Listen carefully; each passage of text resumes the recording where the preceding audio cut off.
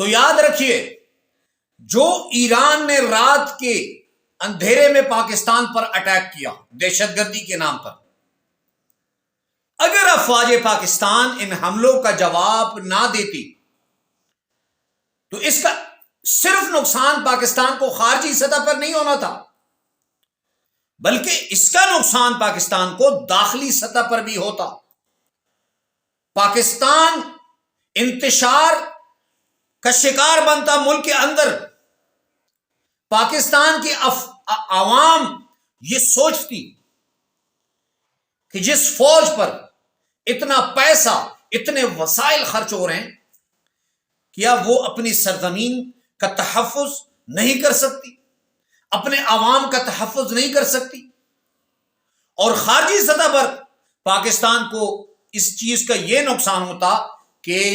آج یہ اٹیک ایران کی طرف سے تھا اور کل یہ اٹیک انڈیا کی طرف سے بھی ہونا تھا۔ اور ایران کا جو کردار ہے ہمیشہ سے،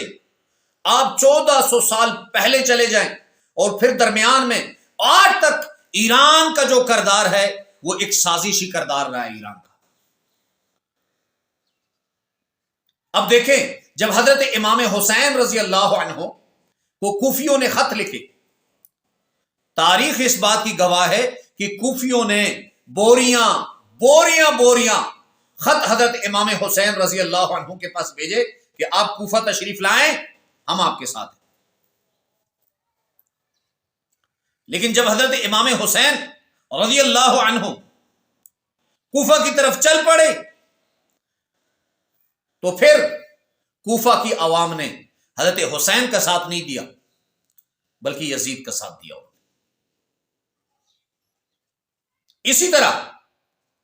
ایرانی گورنمنٹ پیغامات بھیجتی رہی فلسطین کو کہ ہم آپ کے ساتھ ہیں، لیکن جب فلسطین جنگ میں کود پڑا تو امریکن گورنمنٹ کے دباؤ پر ایران فلسطینی عوام سے پیچھے ہٹ گیا۔ اور ہمیشہ سے اس کا یہ کردار رہا ہے، جب بھی امت میں اتحاد کی فضا بنتی ہے تو ایران کوئی نہ کوئی ایسا کام کر دیتا ہے جس سے وہ اتحاد جو ہے وہ پارا پارا اور بکھر جاتا ہے، ختم ہو جاتا ہے۔ اب دیکھیں، سعودیہ، ایران اتحاد، یو ای، عرب امارات، پاکستان، ترکی، ملیشیا ایک اتحاد بننا چاہ رہا تھا، اتحاد کی فضا بننے جا رہی تھی، لیکن پھر ایران نے یہ سازش کی کہ راتوں رات دہشت گردی کے نام پر پاکستانی سرزمین پر بم برسائے۔ اب اگر کوئی یہ سوچ رہا ہے کہ یہ ایران نے دہشت گردوں کے خلاف کارروائی کی ہے تو میری اپنی سوچ یہ ہے کہ یہ ایران کی دہشت گردوں کے خلاف کارروائی نہیں، بلکہ یہ انڈیا کے لیے ایک دروازہ کھولنے کی سازش تھی کہ کل انڈین ایئر فورس بھی پاکستانی سرزمین پر حملہ کر سکے، ان کے لیے جواز بنے کہ پاکستانی سرزمین پر حملہ ہو رہا ہے، دہشت گردی، یہاں دہشت گردی پھل رہی ہے۔ لیکن الحمدللہ، سب کہیں الحمدللہ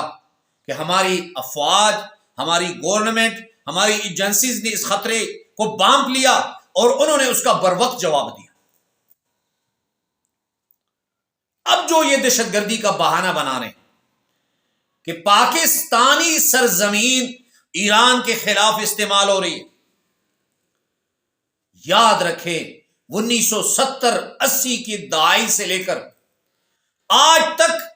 آپ پاکستانی ایجنسیوں کے پاس باقاعدہ ثبوت موجود ہیں کہ اہل سنت والجماعت کے علماء کو اگر پاکستان میں بے دردی سے شہید کیا گیا، ان کی ٹارگٹ کلنگ ہی گئی، تو ان میں براہ راست ایرانی ایجنسیز اس میں ان کے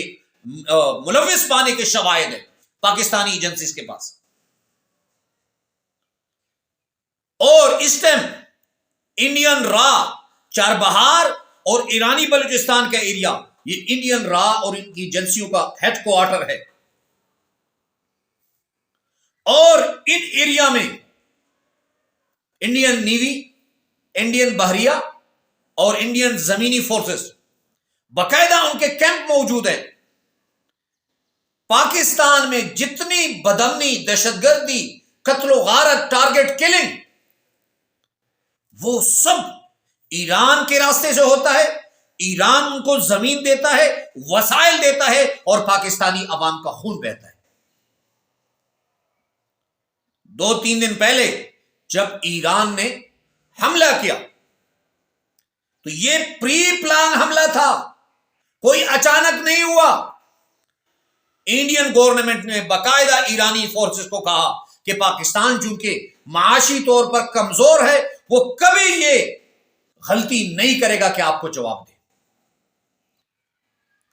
لیکن جب ایران نے حملہ کیا تو الحمدللہ جیسے پاکستانی فورسز نے اس کا جواب دیا، اس سے 2 سازشیں ناکام ہوئی. ایک سازش یہ کہ انڈیا کے لیے جو راستہ حملے کا کھول رہا تھا الحمدللہ اس کو بند کر دیا گیا، اور دوسری سازش یہ کہ پاکستانی عوام کے ذہنوں میں جو بات ڈالنے کی کوشش کی گئی